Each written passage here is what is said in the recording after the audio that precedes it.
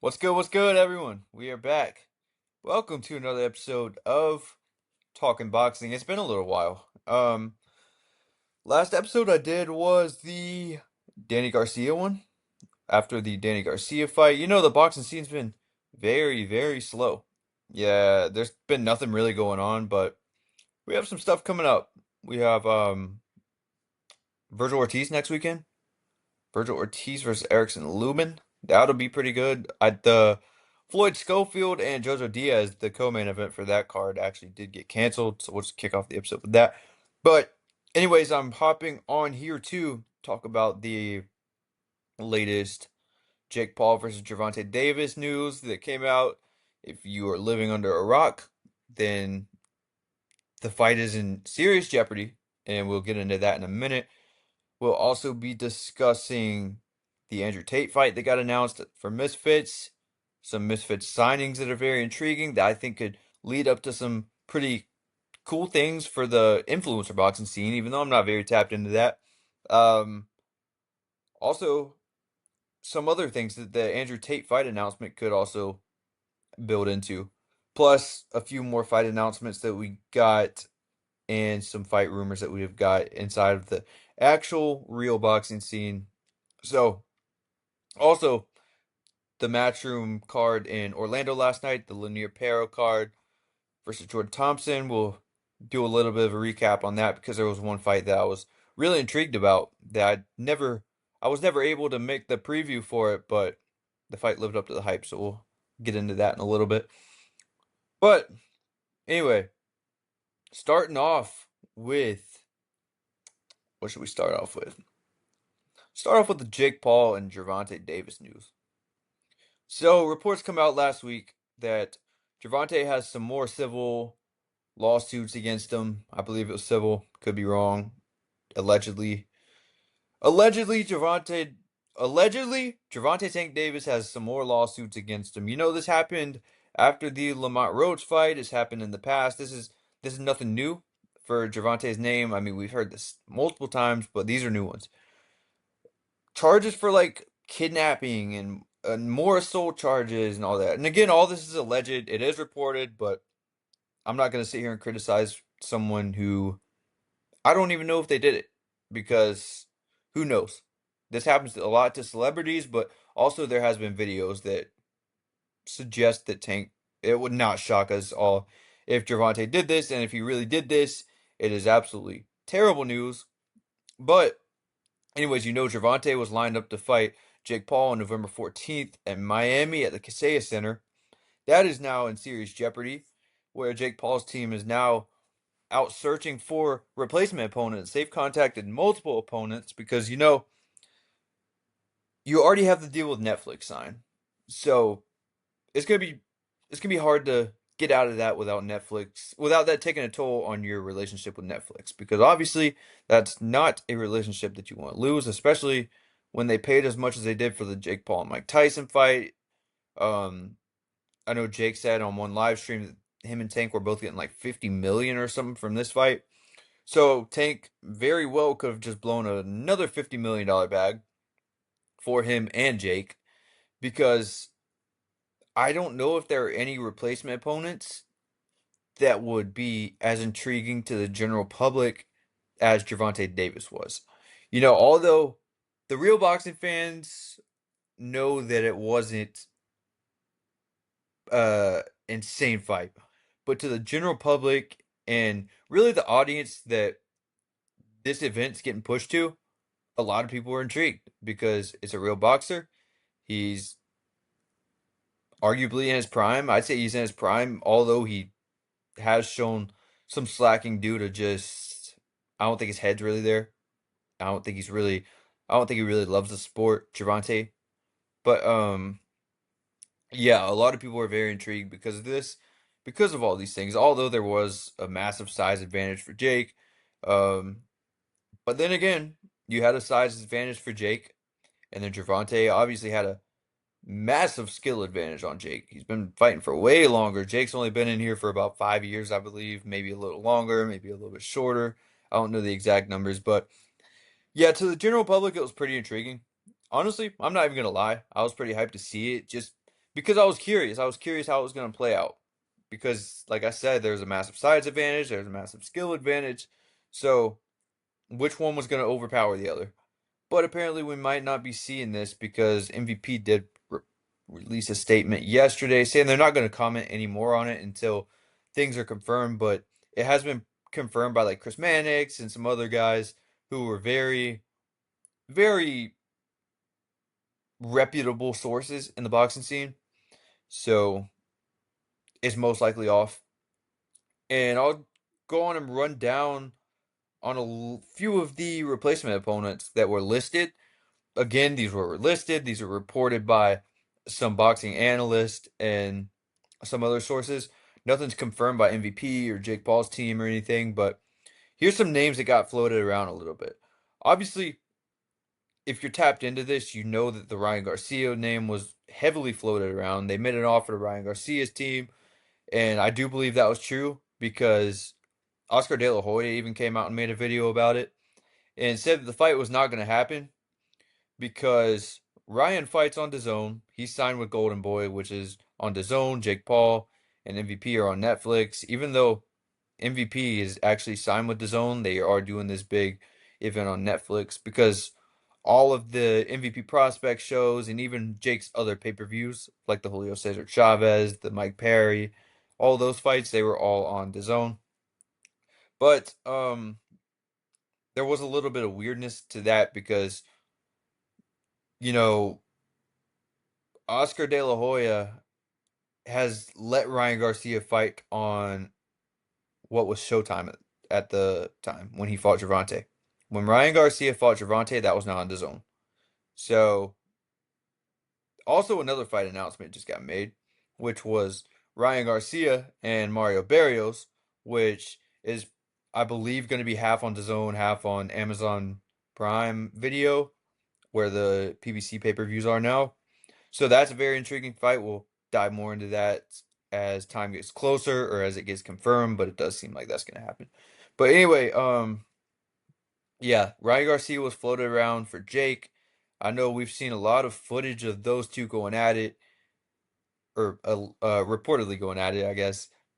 If whether you say it's real or not, the fake beef, because I do believe they're friends and they have done podcasts and videos together. But they've been kind of anticipating a fight together. So when I heard this name floated around, I thought it would happen because obviously Ryan's coming off a loss to Rolly Romero, which he was not supposed to lose to. Jake Paul's a good tune-up. Even though he is way bigger, I think Ryan at this point, if he could get a massive bag from that because it would do big numbers, then I think Ryan would do it.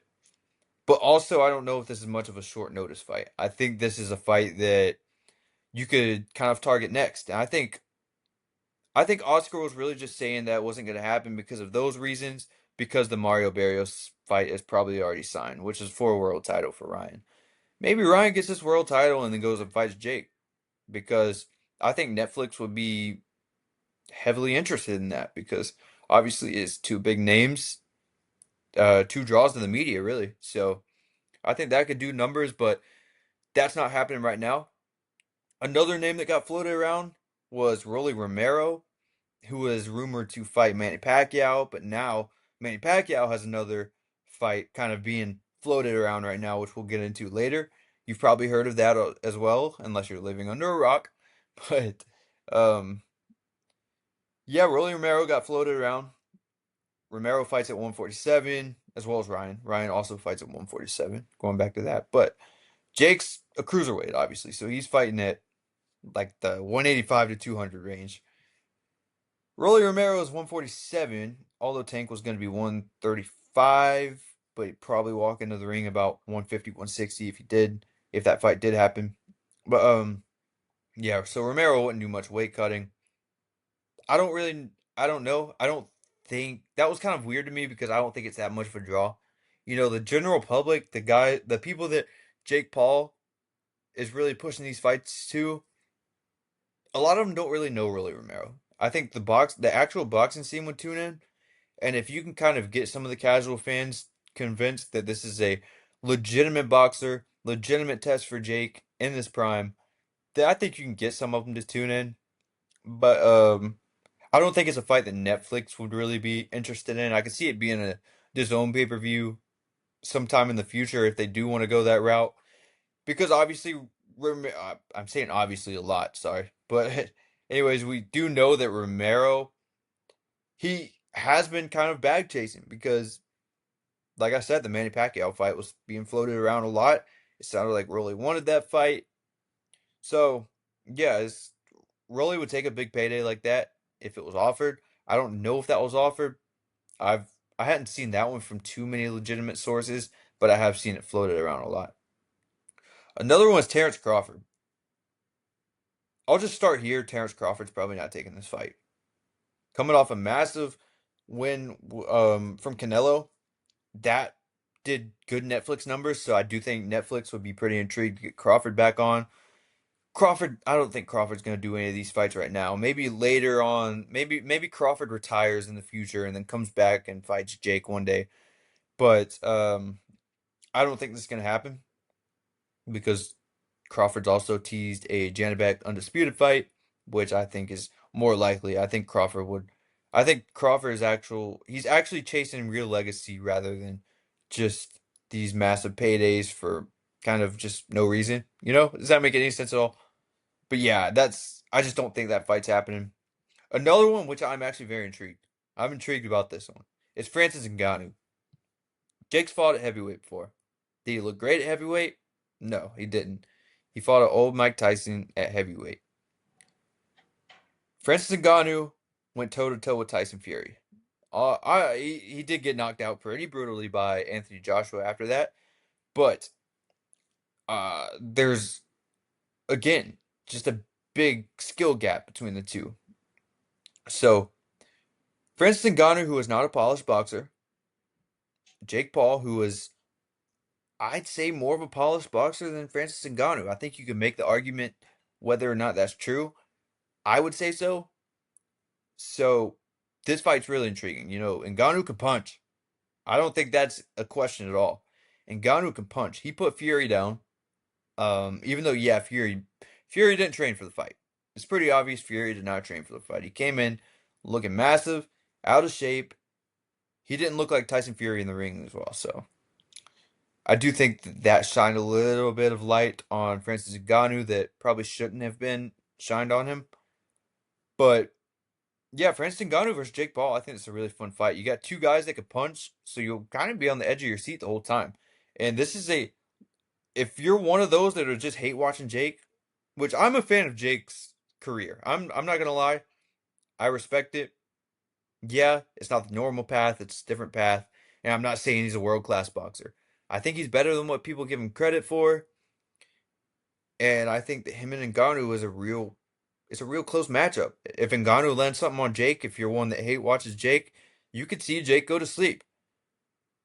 And then again, Jake also has power. If he can land something on Ngannou, Ngannou has shown, although yes, Joshua probably does punch way harder than Jake, Ngannou's shown that he can go down. He can take a fall. So I think that's very intriguing.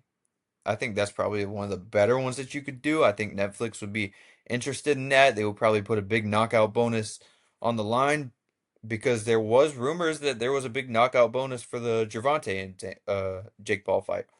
So this is a real legitimate chance that you see a big knockout. Uh Francis obviously he's looking for a big payday. He's fighting in the PFL right now. So yeah, I mean, I wouldn't be shocked. I wouldn't be shocked whatsoever. Another name that got floated around is Edgar Berlanga. I don't see this one happening either. It's just not really a draw.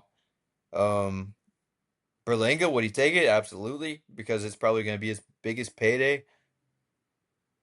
Maybe bigger than the Canelo payday that he got. I don't know.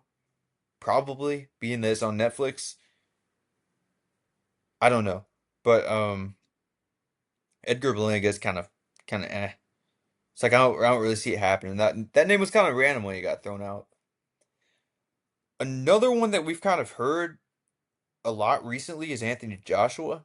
You know, Eddie Hearn's done a lot of interviews as of late saying that Anthony Joshua is going to be back in the ring before 2025 ends. If not before 2025 ends, it's going to be early 2026. probably January or February. The reported dates for the rescheduled fight, if this does happen, is December. There was two dates that got floated around. I believe it was December 12th and December 16th. That fits right in line because Eddie came out this morning or last night and said that Joshua was going to be back before the end of the year. Is this gonna be the Joshua and Jake Paul fight? Jake Paul said the fight's happening. Joshua said the fight's happening. Eddie Hearn said the fight's happening. They didn't mean the fight's happening right now, but they've said this in the past. Jake is dead set on fighting Anthony Joshua. Do I think he's ready for Anthony Joshua? Absolutely not. But if Jake lands something on Joshua, Joshua doesn't have the best chance. It's an intriguing matchup, and again, if you're a Jake Paul hate watcher, then tune in for it because there's a good chance that you'll get to see what you want to see. And the last one that I've been hearing, which it sounds like this could potentially be it, is the Nate Diaz rematch. I don't want to see it whatsoever. I think it makes absolutely no sense. It was a one-sided. The last fight in Dallas, it was Jake Paul versus Nate Diaz, the first fight. It was a one-sided, not very much for crowd pleaser. Nate can't box, Nate can't punch. Nate's kind of like a walking punching bag in there. So it's just another easy victory for Jake. Unless Jake's looking for a tune-up, he just came off the Julio Cesar Chavez fight. Maybe he's looking for a tune-up and wants the Nate Diaz fight. I don't know. Would Netflix be interested? I don't know because I don't know how great the numbers were on the first one, and I don't know how great they'll be for the second one. Because yeah, ticket sales may not have been great for the Gervonta fight, it looked like. Who knows if that was true? Maybe it was a lot of resellers hogging it. Maybe a lot of people would have bought them at last minute. But there is going to be a lot of people out there saying that that is the reason this fight got canceled. All this stuff came up was because the ticket sales weren't there. That's just not true. It's just not true. This is real, legitimate stuff that Tank has gotten himself into. So, anyways, that's a few of the guys that has been rumored for the Jake Paul replacement, which would probably take place in December, January range. Like I said, the dates have been floated around for December, so we'll see. Andrew Tate had a fight announcement. Andrew Tate is now fighting on Misfits. December 20th, they're calling it the fight before Christmas. It's a big card for Misfits. Again, I'm not tapped into the influencer boxing scene. So if I'm spreading information that is not accurate, then I'm sorry. I'm just trying to cover what I can cover because it is big news. So I'm not going to cover too much information on it, but I will give my take on it. Andrew Tate is fighting Chase Demore on December 20th. Fight before Christmas. Will I be watching? I don't know. I don't know. I'm not paying for the pay-per-view. I'll just say that. I'm not paying for an influencer boxing pay-per-view. I'm not very intrigued on the fight because I think Chase Demore is a pretty bad fighter. Who knows if Andrew Tate's good? I know he does have a fighting background.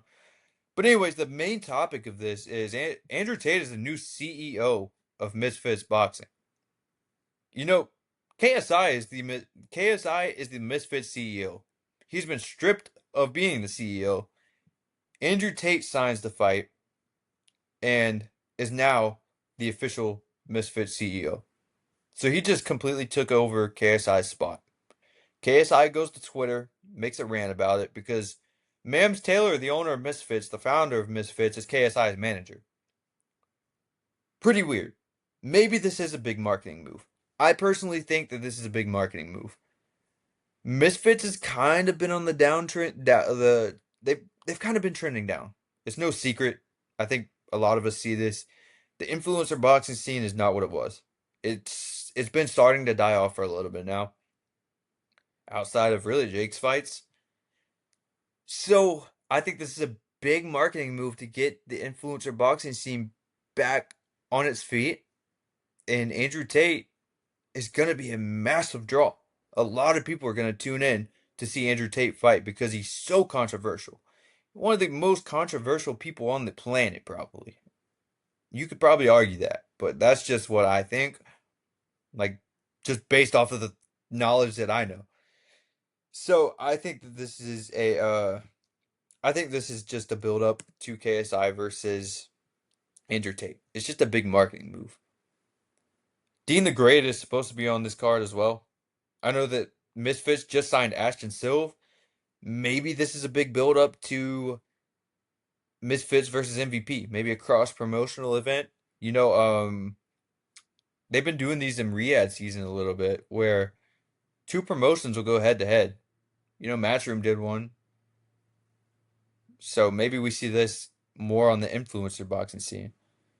There's a few fights that make sense here. If you do MVP versus Misfits cross promotion, you can do a Jake Paul versus Andrew Tate. That's going to be massive. Like I said, Misfits just signed H2O Silv, Ashton Silv. Remember who he got knocked out by? And then had a big controversy with MVP? Got knocked out by Lucas Body, who was now signed by MVP.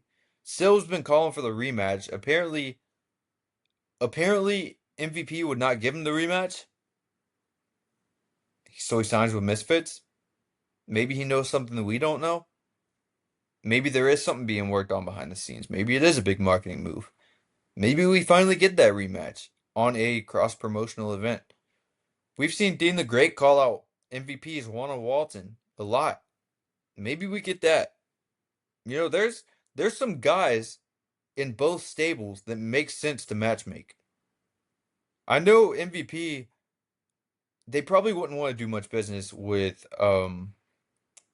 Misfits because one is a it's an actual boxing promotion. MVP is.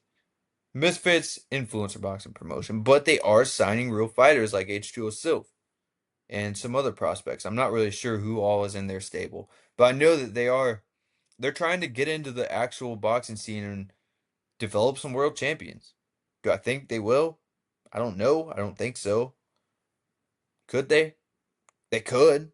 You never know. It's boxing. This is the sport. This is the sport of boxing. So I think that's pretty intriguing.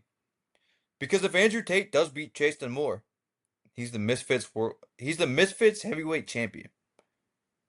Yeah, KSI doesn't fight at heavyweight. Maybe KSI gets his wrist surgery or hand surgery or whatever it is that he's been talking about for like a year or two now, since he's pulled out of like 4 fights. It is a kind of it's kind of a bad look if KSI does take a fight with Andrew Tate at heavyweight because you know Jake's tried to get him to fight at cruiserweight and he said the weight was too heavy. He's tried to get him to fight at heavyweight and the weight was too heavy. So I don't know. Maybe the winner of KSI and Andrew Tate fight Jake Paul. Maybe that's just a massive money fight and it's a big carousel that leads to one massive fight. Put it at Madison Square Garden. If it was Andrew Tate, you'll probably have to make Jake Paul versus Andrew Tate in Dubai because I don't know if Andrew Tate can get out of Dubai right now.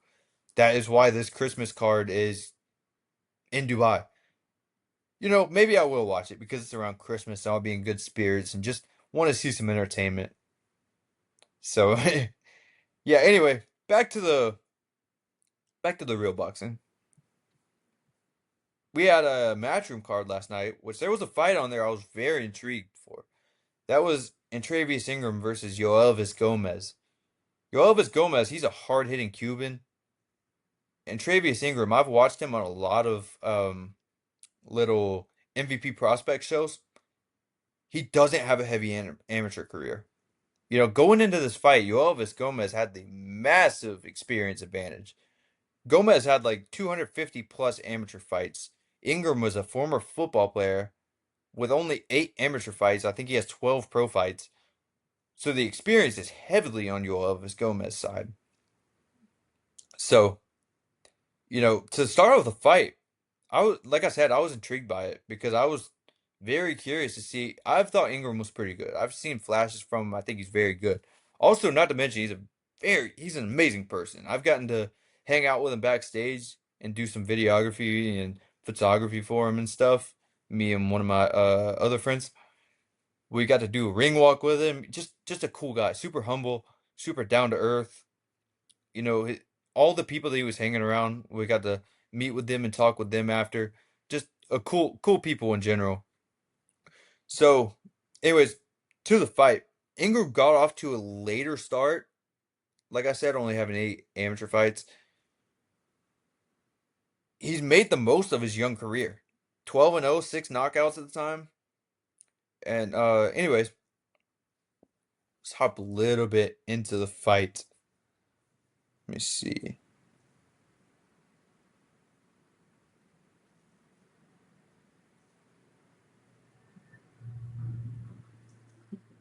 Trying to pull this thing up.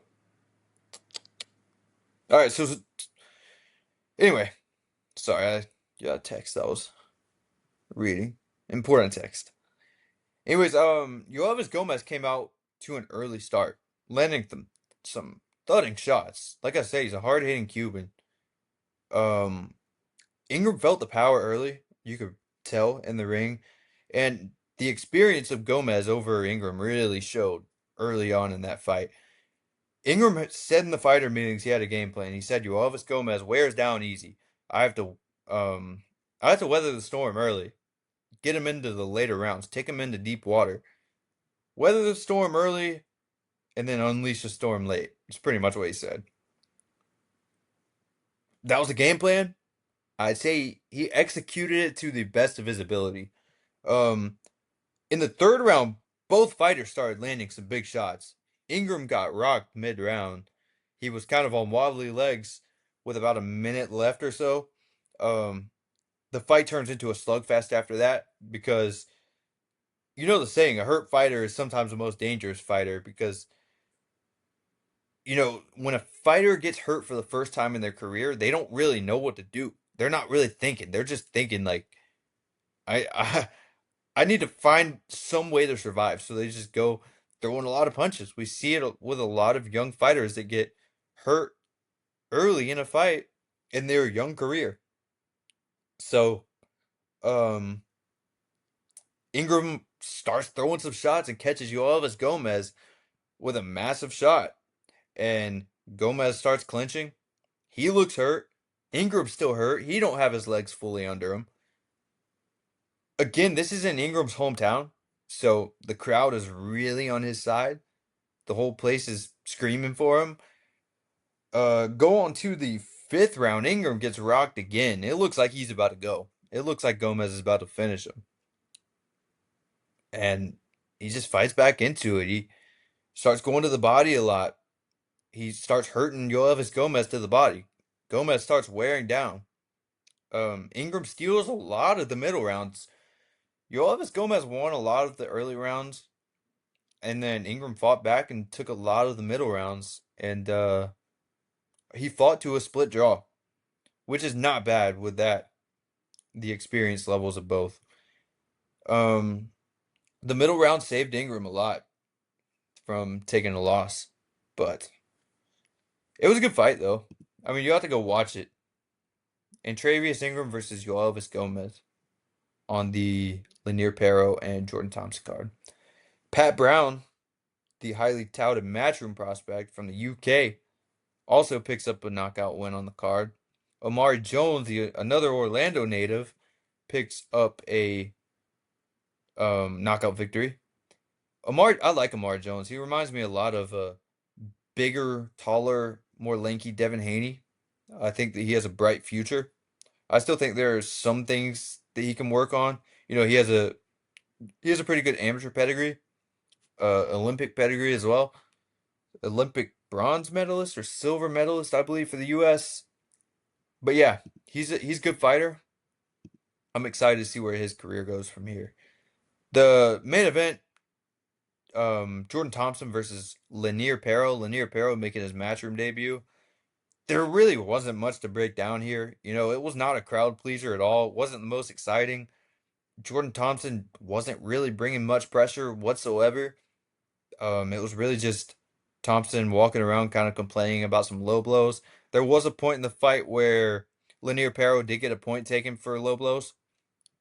So there was a 10-8 round in there, but Lanier Perro still comes out and gets a decision victory over Jordan Thompson. Like I said, not too much to break down there because it wasn't much of a crowd pleaser. But if you have not been living under a rock, you've probably heard that Manny Pacquiao versus Floyd Mayweather 2 is in deep discussions, deep negotiations to take place in Vegas. They're saying it could potentially be at the Las Vegas Sphere, which would be the first boxing event at the Sphere. We've seen UFC do it. They went toe to toe with the Canelo and Berlanga card back on Mexican Independence Day last year. So, yeah, that would. It's also reported to be on Netflix as well. I don't know how many people. I think if it was free on Netflix, people would definitely tune in. You know, the last fight that they did, a lot of people were asking for refunds because Manny Pacquiao was fighting with a injured shoulder. Apparently, it wasn't a very entertaining fight. Floyd clinched a lot, which is kind of expected. But now these guys are way older. But there is a little bit of more intriguing action here because Manny Pacquiao is he's recently been the more active fighter. I guess you could say he fought Mario Barrios. It didn't look that bad. Yeah, Barrios is not. I don't think he's a good fighter. I don't think he brought the pressure whatsoever. But Pacquiao looked a lot better than what we thought. They're both like late 40s, early 50s. I don't even know their ages, but they're older. Maybe Pacquiao has a chance. If Floyd Mayweather steps back into the ring and takes a professional fight against Manny Pacquiao, a rematch, this late in their careers, in their 40s and 50s, and takes his first loss, that's detrimental to him. But I think there are some more storylines that will probably come up leading up to this if it does really get announced. And I think that it will be more intriguing to a lot of us. But yeah, I mean, not too much news to break down.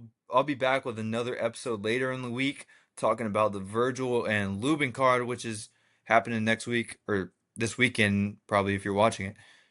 But yeah, I appreciate you for tuning in to this episode, and be on the lookout for the next one. I know we did a lot of rambling here again. I'm still trying to learn this whole podcast thing. It's kind of hard to sit here and talk to a camera by yourself for a little bit. I know I've said this at the end of a lot of episodes, but yeah. Anyways, yeah, just stay tuned for the next one. Peace.